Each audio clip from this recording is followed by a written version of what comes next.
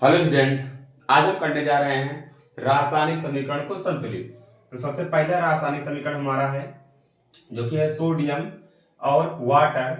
ये बना रहा है सोडियम हाइड्रोक्साइड प्लस में हाइड्रोजन गैस। तो इसमें हम संतुलित करने से पहले एक बात विशेष रूप से देखते हैं कि जो तत्व अधिकतम होता है सबसे पहले हम उसी को बैलेंस करना चालू करते हैं। देखो, सबसे पहले यहाँ पर देखेंगे हाइड्रोजन कितना है 2 और इधर हाइड्रोजन कितना है 2 1 3। तो सबसे पहले हम क्या करेंगे, हम हाइड्रोजन को बैलेंस करेंगे। हाइड्रोजन क्या करेंगे, हम बैलेंस करेंगे।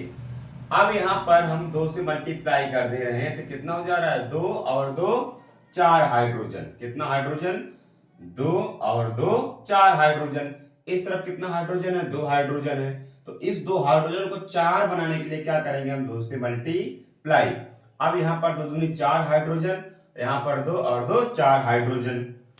अब यहाँ पर हाइड्रोजन हमारा क्या हो गया, हाइड्रोजन हमारा बराबर हो गया, संतुलित हो गया। अब ऑक्सीजन को देखते हैं, यहाँ पर 2 ऑक्सीजन, यहाँ पर भी कितना 2 ऑक्सीजन, यानी ऑक्सीजन भी हमारा क्या हो गया, संतुलित हो गया। यहाँ पर 2 सोडियम, यहाँ पर सोडियम कितना है 1, तो इसको हम क्या करेंगे 2 से मल्टीप्लाई, और यहाँ पर क्या हो जाएगा, सोडियम भी संतुलित हो जाएगा। अब एक बार फिर से चेक करते हैं, 2 सोडियम 4 हाइड्रोजन, 2 और 2 4 हाइड्रोजन। उसके बाद में यहाँ पर 2 ऑक्सीजन और यहाँ पर भी 2 ऑक्सीजन, यानी इक्वेशन हमारा क्या हो गया, संतुलित हो गया। नेक्स्ट इक्वेशन हमारा एल्यूमिनियम के साथ में हमने H2SO4 की अभिक्रिया करवाई। अब यहाँ पर बन क्या रहा है, Al2SO4 का होल थ्राइस प्लस में हाइड्रोजन गैस। अब यहाँ पर देखते हैं क्या मैक्सिमम है। यहाँ पर देख रहे हैं सल्फेट SO4, सल्फेट आयन कितना है 3 है, तो सल्फेट आयन 3 है और यहाँ पर सल्फेट आयन कितना है 1 है। अब यहाँ पर एल्यूमिनियम कितना है 2 है और यहाँ पर एल्यूमिनियम कितना है 1 है। तो सबसे पहले हम सल्फेट आयन को बैलेंस करेंगे। तो SO4 कितना है 3 है, तो यहाँ पर मल्टीप्लाई करेंगे किसका, 3 का। अब हम देख पा रहे हैं क्या इसमें असंतुलित है। तो यहाँ पर 3 सल्फेट, यहाँ पर 3 सल्फेट, सल्फेट बैलेंस हो गया। अब 3 दूनी 6 हाइड्रोजन, यहाँ पर कितने हाइड्रोजन है 2, तो 2 को हम क्या करेंगे 6 बनाने के लिए हम 3 से मल्टीप्लाई करेंगे। अब यहाँ पर देख पा रहे हैं 3 दूनी 6 हाइड्रोजन और 3 दूनी 6 हाइड्रोजन, हाइड्रोजन बैलेंस हो गया। और 3 सल्फेट और यहाँ पर भी 3 सल्फेट हो गए।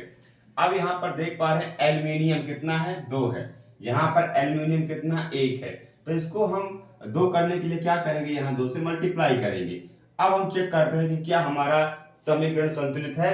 2 एल्यूमिनियम 3 दूनी 6 हाइड्रोजन, 3 दूनी 6 हाइड्रोजन, 3 सल्फेट आयन और यहाँ पर 3 सल्फेट आयन। इसका मतलब हमारा ये वाला समीकरण क्या हो गया, संतुलित हो गया। नेक्स्ट हम देखते हैं KClO3, ये टूट रहा है KCl प्लस में O2 में। तो यहाँ पर सबसे ज्यादा क्या है, ऑक्सीजन है, यहाँ पर 3 और यहाँ पर कितना है 2। तो क्या करेंगे, इसको हमको क्या करना है, 3 के आसपास उसको लाना है। लेकिन अगर हम 2 से मल्टीप्लाई करेंगे तो 4 हो जाएगा, ये कितना है 3।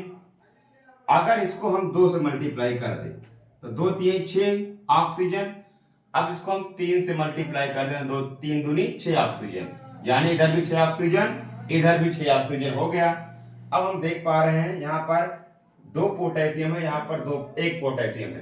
तो यहाँ पर अगर 2 से मल्टीप्लाई करेंगे तो 2 पोटेशियम इधर भी, 2 पोटेशियम इधर भी, 2 क्लोरीन इधर भी, 2 क्लोरीन इधर भी, यानी इक्वेशन हमारा क्या हो जाएगा, संतुलित हो जाएगा। एक बार फिर चेक करते हैं, 2 तिहाई 6 ऑक्सीजन, 3 दूनी 6 ऑक्सीजन, उसके बाद 2 पोटेशियम 2 क्लोरीन और यहाँ पर 2 क्लोरीन। इसका मतलब ये भी हमारा समीकरण क्या हुआ, संतुलित समीकरण हुआ।